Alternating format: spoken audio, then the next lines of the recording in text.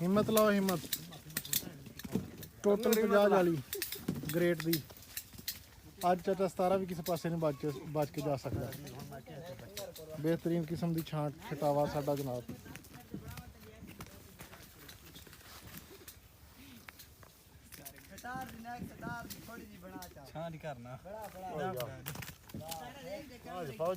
गल ये है कि एक तो वैरायटी बड़ी प्यारी है, दूसरा साडे जिहड़े छटावे है ना, छटावे भी बड़े ज़बरदस्त है। ऐ हुण मोढे ते साफा रख के भी कोई छांट करदा, लेकिन इत्थे करदे भाई। इन्हां दी हिम्मत है जिहड़ी मोढे ते रख के साफा ते छांट करदे। ग्रेट दी खूबसूरती ते बंदियां दी खूबसूरती आपस च मैच करदी पई। चाचा 17 पसीने का तो तबका नहीं आया मत्थे ते।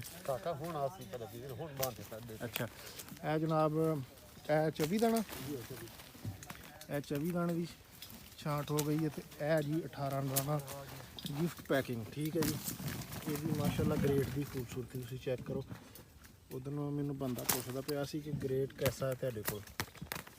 ए देख लो जनाब, ग्रेट एंड है सारी का बात।